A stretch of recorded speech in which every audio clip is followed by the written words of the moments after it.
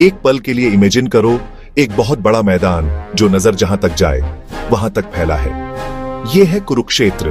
दो बड़ी सेनाएं खड़ी हैं, उनके झंडे हवा में लहरा रहे हैं। एक खामोश गवाही है एक फैमिली फ्यूड की जो अपने ब्रेकिंग पॉइंट पर पहुंच चुकी है। एक तरफ हैं कौरव, 100 भाई जो लालच और एम्बिशन से भरे हैं। दूसरी तरफ खड़े हैं उनके कजिन्स, 5 पांडव भाई, जिनकी लीडरशिप कर रहे हैं धर्मात्मा युधिष्ठिर, जो जस्टिस और अपने हक के किंगडम के लिए लड़ रहे हैं। हवा में सच कहूं तो बहुत टेंशन है। शंखों की आवाज आसमान को चीरती है, जमीन अनगिनत सोल्जर्स की छाप से कांप रही है। घोड़ों की खपत्र और हाथियों का वजन भी महसूस होता है। ये एक मोमेंट है जो टाइम में फ्रीज हो गया है, एक खतरनाक प्रील्यूड। दोनों आर्मीज के बीच में एक शानदार रथ खड़ा है। रथ को चला रहे हैं भगवान कृष्ण, सुप्रीम सारथी। उनका शांत और रेडियंट चेहरा इस कैओस के बिल्कुल उलट है। उनके बगल में बैठे हैं अर्जुन, उस टाइम के सबसे बड़े धनुर्धर। अर्जुन ने कृष्ण से कहा था कि वे रथ को न्यूट्रल स्पेस में रखें। वह अपने दुश्मनों के चेहरों को देखना चाहता था। वह अपने प्यारे दादा भीष्म को देखता है। वह अपने पूज्य गुरु द्रोणाचार्य को देखता है। वह अपने कजिन्स को देखता है। वह अपने रिश्तेदारों को देखता है। वह अपने दोस्तों को देखता है। यह सिर्फ एक आर्मी नहीं, यह उसका परिवार है, अब बंटा हुआ। यह नजारा अर्जुन के संकल्प को तोड़ देता है। वह शक्तिशाली योद्धा अचानक कमजोर हो जाता है और उसके होंठों पर एक सवाल आता है, भगवद गीता। अर्जुन इमोशन की इस लहर से अभिभूत होकर कृष्ण से दुख से भरी आवाज में बात करता है, हे कृष्ण, मैं कैसे लड़ सकता हूँ? मैं अपने ही दादा, अपने ही गुरु, अपने ही खून के खिलाफ हथियार कैसे उठा सकता हूँ? एक किंगडम के लिए क्या मुझे इतने बड़े विनाश का कारण बनना होगा? कौन सी जीत अपने ही रिश्तेदारों को मारने की कीमत के लायक है? मुझे इस युद्ध में कुछ भी अच्छा नहीं दिख रहा है। मेरा दिमाग भ्रम में घूम रहा है। मैं भिक्षा मांगकर जीना पसंद करूंगा, बजाय एक ऐसे किंगडम पर राज करने के जिसके ऊपर मेरे बड़ों और रिश्तेदारों के खून के दाग हों। मैं यह नहीं कर सकता। यह मोमेंट सच कहूं तो ह्यूमन कंडीशन का क्रूक्स है। अर्जुन हम सभी को रिप्रेजेंट करता है जब हम जीवन में एक चौराहे पर खड़े होते हैं।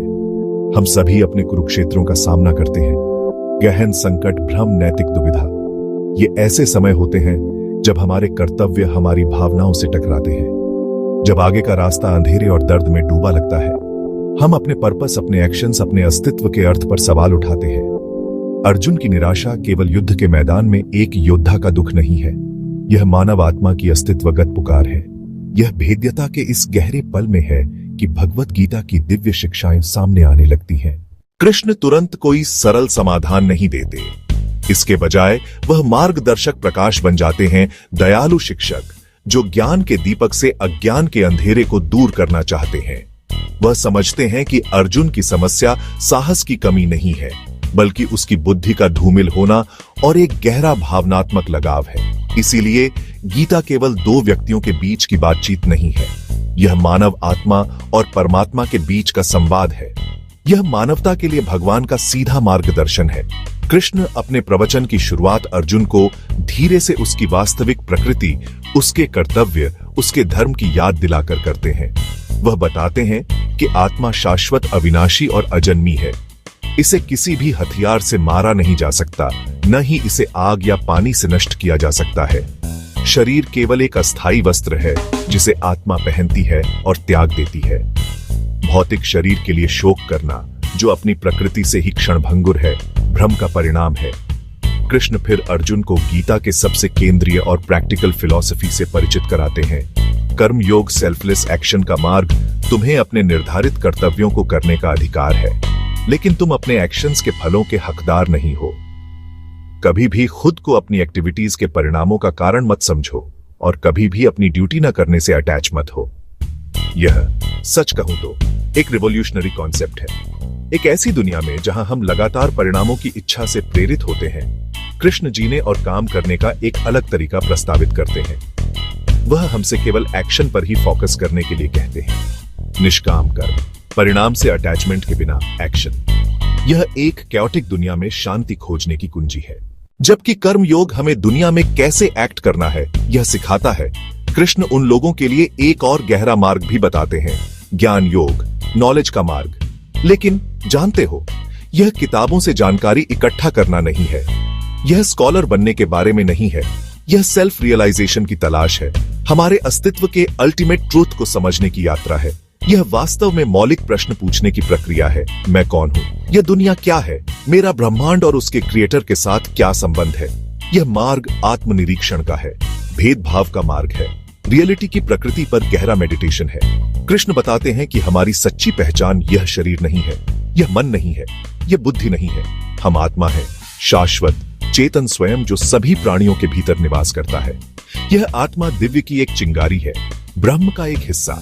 अज्ञानता, माया के कारण हम अपने अस्थायी भौतिक रूप के साथ खुद को पहचानते हैं। हम अपने क्षण भंगुर विचारों के साथ खुद को पहचानते हैं। हम अपने क्षण भंगुर भावनाओं के साथ खुद को पहचानते हैं। यह गलत पहचान हमारे सभी दुखों का मूल कारण है। हम खुद को सीमित, नश्वर प्राणी मानते हैं, इसलिए हम डर से ग्रस्त हैं। ज्ञान का मार्ग वह तलवार है जो इस पर्दे को काट देती है।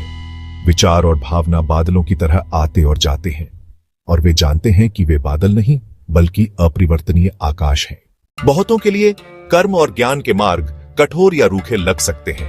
कृष्ण अपनी असीम करुणा में एक तीसरा मार्ग प्रस्तुत करते हैं जो हृदय से गहराई से जुड़ता है, भक्ति योग, भक्ति का मार्ग। यह प्रेम, समर्पण और दिव्य के साथ एक व्यक्तिगत संबंध स्थापित करने का मार्ग है। यह वर्तमान युग के लिए सबसे आसान और सबसे शानदार मार्ग है, क्योंकि इसमें गहन बौद्धिक क्षमता या कठोर तपस्या की आवश्यकता नहीं होती है। इसमें केवल एक ईमानदार और प्रेमपूर्ण हृदय की आवश्यकता होती है। भक्ति वह मीठा अमृत है जो आत्मा की संबंध और प्रेम की गहरी प्यास बुझाता है। कृष्ण गीता में घोषणा करते हैं, जो कोई भी मुझे प्रेम और भक्ति के साथ एक पत्ता, एक फूल, एक फल या पानी प्रदान करता है, मैं उसे स्वीकार करूंगा। यह सुंदर श्लोक दर्शाता है कि भगवान हमारी दौलत या भव्य अनुष्ठान नहीं चाहते हैं, वह हमारा प्रेम चाहते हैं। भक्ति योग हर चीज और हर किसी में दिव्य को देखने का अभ्यास है और अपने सभी प्रेम और भावनाओं को भगवान की ओर निर्देशित करना है। इसमें उनके नामों का जाप करना, उनकी महिमा का गाना, उनकी दिव्य लीलाओं को याद करना और मानवता की सेवा के माध्यम से उनकी सेवा करना शामिल है। यह हर क्रिया, विचार और भावना को सुप्रीम के प्रति प्रेम की भेंट में बदलना है। एक मां का अपने बच्चे के प्रति प्रेम सोचो, उसका प्रेम बिना शर्त होता है। भक्ति योग भगवान के लिए इस तरह के निःस्वार्थ, सर्वग्राही प्रेम को विकसित करने के बारे में है। यह भक्ति का अंतिम वादा है। आखिर में कॉस्मिक फॉर्म को रिवील करने और एक्शन, नॉलेज और डिवोशन के पाथ्स को एक्सप्लेन करने के बाद कृष्ण अर्जुन पर फाइनल चॉइस छोड़ देते हैं। वह कहते हैं, इस तरह मैंने तुम्हें सभी नॉलेज में सबसे कॉन्फिडेंशियल बताया है। इस पर पूरी तरह से विचार करो और फिर जैसा तुम चाहो वैसा करो। यही गीता की अल्टीमेट ब्यूटी है। यह कठोर कमांडमेंट्स की बुक नहीं है, यह चॉइसेस की बुक है। यह हमें गहरे विजडम से एम्पावर करती है और फिर हमारी फ्री विल का सम्मान करती है कि हम अपना रास्ता खुद चुनें, अपनी नई समझ के आधार पर अपने एक्शन का कोर्स तय करें। भगवत गीता का सार हमें पर्पस, करेज और इनर पीस का जीवन जीना सिखाता है।